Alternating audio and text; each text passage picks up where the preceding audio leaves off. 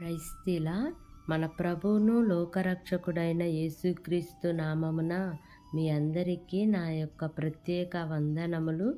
ఈ ఉదయకాల సమయమున దేవుడు మనకిస్తున్నటువంటి వాగ్దానమును చదువుకుందాం. యెషయా గ్రంథము 54వ అధ్యాయము 7వ వచనము. నిమిషమాత్రము నేను నిన్ను విసర్జించి తిని గొప్ప వాత్సల్యముతో నిన్ను సమకూర్చెదను. ఆమేన్. దేవునికే మహిమ కలుగును గాక. ఈ ఉదయకాల సమయమున దేవాతి దేవుడు ఈ యొక్క వాగ్దానము ద్వారా మనందరితో మాట్లాడుతూ ఉన్నారు. ఈ యొక్క వాక్యమును మనం జ్ఞాపకం చేసుకుంటే, నిమిషమాత్రము నేను నిన్ను విసర్జించి తిని గొప్ప వాత్సల్యముతో నిన్ను సమకూర్చెదను. గతించిన కాలంలో మన ప్రవర్తన ద్వారా దేవునికి బాధను కలిగించినప్పుడు ఆయన మనలను ఎన్నో మార్లు దర్శించిన మన నడతలను సరిచేసుకోకుండా మరలా పాపములు చేయుచు దేవునిని గాయపరిచాము. ఎన్ని మార్లు గద్దించినా మనము లోబడక తిరుగుబాటు చేయుచూనే వచ్చాము. మనలో ఉన్న పాపదోష అతిక్రమ క్రియల వలన ఆయన మనలను విసర్జించి మనకు దూరమయ్యారు. ప్రభు సర్వకాలము విడనాడడు. హృదయపూర్వకముగా ఆయన నరులకు విచారమునైనను బాధనైనను కలుగజేయరు. ఆయన కోపించుచూనే గొప్ప వాత్సల్యమును మన ఎడల చూపిస్తారు. ఇశ్రాయేలీల యొక్క పరిశుద్ధ దేవుడైన యెహోవాయే మనందరి విమోచకుడు. మన క్రియలను బట్టి ఆయనకు ఒకవేళ కోపము కలిగినా ఆ కోపము నిమిషం మాత్రమే ఉంటుంది, కానీ ఆయన చూపించు దయ మన జీవిత కాలమంతయు ఉంటుంది. వాత్సల్యపూర్ణుడగు యెహోవా దేవుడు మనలను కనికరించి ఆయన గొప్ప వాత్సల్యంను చూపించాలి అంటే మనం ఎలాగున ప్రవర్తించాలి?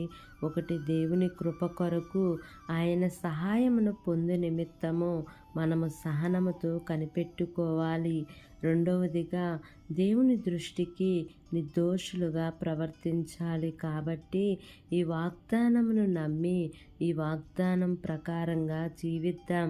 దేవుడి వాగ్దానము మనందరి జీవితములలో నెరవేర్చబడును గాక. ఆమేన్. ప్రార్థన చేసుకుందాం. ప్రేమ కలిగిన యేసయ్యా, కృప కలిగిన దేవా, నీకు వందనాలు తండ్రి. నీకు స్తోత్రములు ప్రభా. ఇంతవరకు నీ కృపలో మమ్మల్ని కాచి కాపాడిన విధానాన్ని బట్టి నీకు వందనాలు తండ్రి. ఈ ఉదయకాల సమయమున మీరు మాకు ఇచ్చినటువంటి వాగ్దానాన్ని బట్టి నీకు వందనాలు తండ్రి. నీ గొప్ప వాత్సల్యముతో మమ్మల్ని మీరు సమకూరుస్తానని ఈరోజు వాగ్దానము ద్వారా మాతో మాట్లాడుతున్నందుకు వందనాలయ్యా.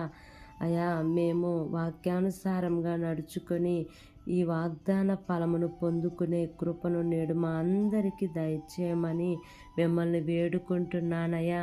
ఎంతమంది బిడ్డలు ఈ వాక్యమును విని ప్రార్థనలో ఏకీభవిస్తున్నారో తండ్రి, ప్రతి కుటుంబాన్ని జ్ఞాపకం చేసుకోండి అయ్యా. శాంతిని, సమాధానమును, నెమ్మదిని మీరు వారికి అనుగ్రహించమని మిమ్మల్ని వేడుకుంటున్నాను ప్రభా. చదువుకుంటున్న బిడ్డలను జ్ఞాపకం చేసుకోండి అయ్యా. ఉద్యోగాల కోసం ఎదురు చూస్తున్న బిడ్డలను జ్ఞాపకం చేసుకోండి తండ్రి. గర్భఫలాల కోసం ఎదురు చూస్తున్న బిడ్డలను జ్ఞాపకం చేసుకోండి ప్రభా. బలహీనులుగా ఉన్న బిడ్డలను జ్ఞాపకం చేసుకోండి యేసయ్యా.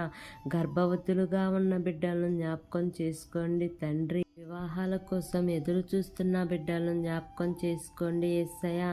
కోర్టు కేసులతో బాధపడుతున్న వారిని జ్ఞాపకం చేసుకోండి దేవా. ఆయా సమస్యల చేత, అయా నా ప్రభ బాధల చేత బాధపడుతున్న ప్రతి ఒక్క బిడ్డను జ్ఞాపకం చేసుకోండి అయ్యా. వారందరి యొక్క అవసరత అక్కర్లన్నీ కూడా మీరు ఎరిగిన దేవుడు కదయ్యా. నీ మితిలేని ఐశ్వర్యంలో వారి ప్రతి అవసరత అక్కర్లన్నీ కూడా తీరుస్తూ రమ్మని అడుగుచున్నాను దేవా. నా యొక్క ప్రార్థన ఆలకించి అంగీకరించండి తండ్రి. మా దేశాన్ని, దేశ ప్రజలను జ్ఞాపకం చేసుకోండి అయ్యా. దేశంను పరిపాలిస్తున్న ప్రతి అధికారుల కుటుంబాలను జ్ఞాపకం చేసుకోండి అయ్యా. వారికి మంచి ఆరోగ్యమును దయచేయండి తండ్రి. వారు ఏ పని చేసినను సఫలతను మీరు వారికి అనుగ్రహించండి ప్రభా. వారు వెళ్ళుచున్న ప్రయాణంలో క్షేమాన్ని ఇవ్వండి తండ్రి. నా యొక్క ప్రార్థన ఆలకించి అంగీకరించమని నజరేయుడైన యేసు అతి పరిశుద్ధ నామమున అడిగి వేడుకుని పొంది ఉన్నాము తండ్రి. Amen, amen, amen. Praise the Lord. God bless you all.